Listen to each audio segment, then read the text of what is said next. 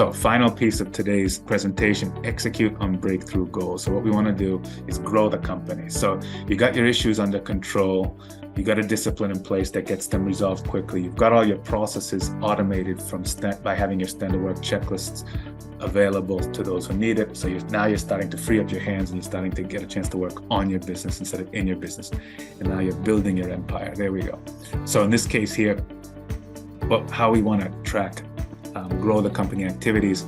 Well, we like to use this action priority matrix. So you want, when you're looking at activities that you're going to invest your time and your resources in, you want to understand what the impact is and what the effort is. So anything that's low impact, low effort, it's a fill-in. Anything that's high impact, low effort, that's a quick win. Anything that's high impact but high effort is a major project, and anything that's low impact, high effort is a thankless task. Now we all know about all of these type of tasks. Bringing breakfast for your team, quick win. Assist a colleague in another team to resolve an issue is another quick win. Conducting internal training workshop with your team, another quick win. Adds a lot of value, takes minimal effort. Launching a lessons learned training in another department, that takes a little bit more sign-off power. So obviously we're talking about a potential major project. Outsourcing process steps to a shared service center of excellence, absolutely a major project. Paying an invoice, that's a fill-in task. Book a flight to attend a conference, fill-in task. Browse the internet to check the daily news, probably a thankless task.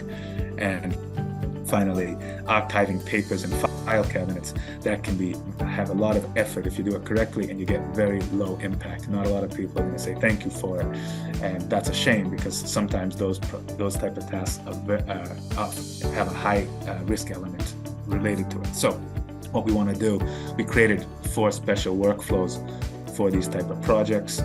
We have fill-in workflow, we have a just do it workflow, we have a P-D-C-A workflow, which we've called it that.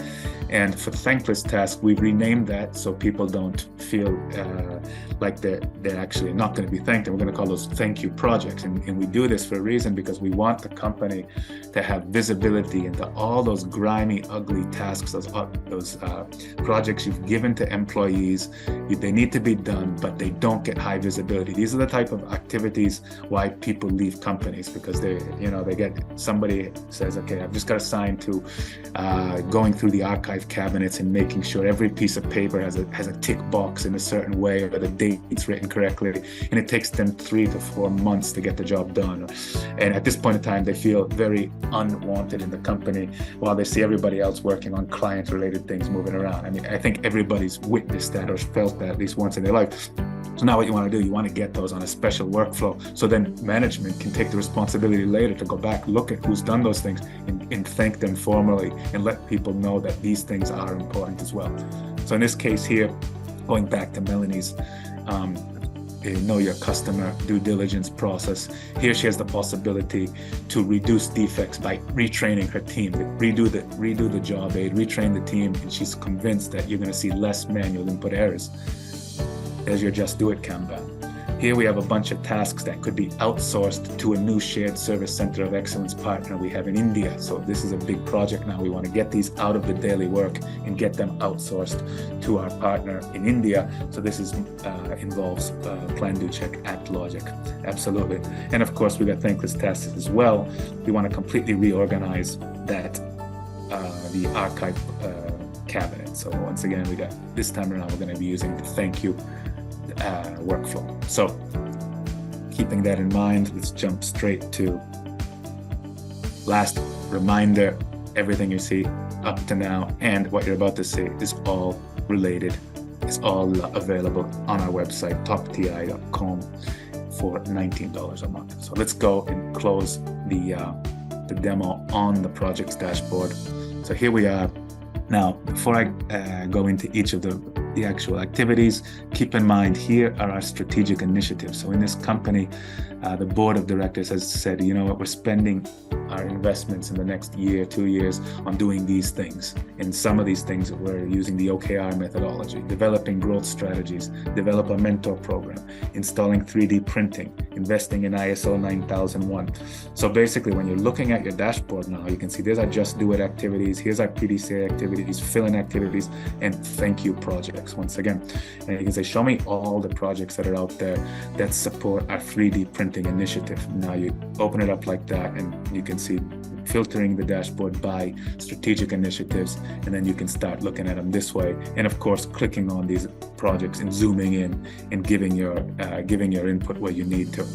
So in this case here, I'll take the filter off. Let's filter now by just open today. Let's talk about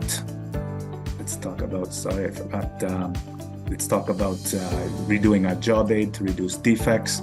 So that for us is going to be a quick win or a just do it project, depending on how your company wants to structure that. So here's our just do it project, just do it, retrain and revise job aids and retraining. So there what you see, and this is a training project. And there we go, our first project on our dashboard. And of course, you can start working in here to get it going. For the sake of time, let's just get the other two. We got a PDCA project to outsource tasks to India.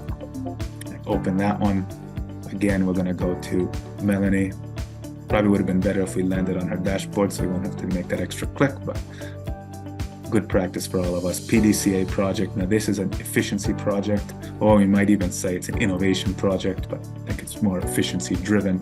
So let's outsource key know your customer functions to Center of Excellence, India. So there's our PDCA project. And finally, we have a thank you project where we're going to completely redo our archive cabinets. A lot of paper, a lot of work to do. Not a lot of visibility, but major importance from an auditing point of view. And you're going to assign this to probably a group of people, primarily of juniors. And of course, they're probably going to complain a little bit because it's a long, monotonous task. And that's why we're going to make sure that we keep them on our radar as thank you personnel. And so that's a thank you project. Let's do this, call this a, now if the reason we're doing this is because there's a chance we could fail an audit, you might want to call it a safety project. But it's probably more productivity related. So I saved that. Now you can see here we are on the thank you dashboard.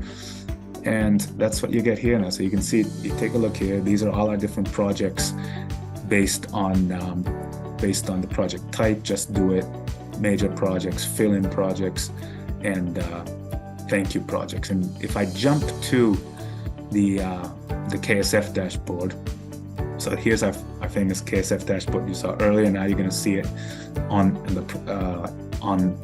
from a project's point of view. Let's take our filter off. So I'm going to say, show me all projects the company's tracking. And here's a nice PDCA filter to say, show me every project that's still being acknowledged. And there they are. Show me every project that's currently being done in the do phase. So basically, what you're getting now is you're getting this top-down PDCA view to allow you to push, to delegate activities. And what you really want to do is you want people to be working on activities with your minimal amount of involvement as possible, but this dashboard gives the possibility to know when to coach. You know, people complain about micromanagement. That's because you don't have good visibility of what's going on. In this case here, you know what people are supposed to be doing. They're doing it, and as soon as you start seeing some type of friction, you have better intuition on how to actually get out there and coach your team. So I'm going to close with that. Again, if you are interested in using the product, we'll be delighted to have you in our user community, and we'll be delighted to work with you to get your dashboard set up as soon as possible. To be honest with you, we're offering 5 one-hour training sessions, but with the online training materials, and we have clients now that we've never even met yet. They're using the online training materials, they're setting up their dashboard. So once again, great opportunity to work with us.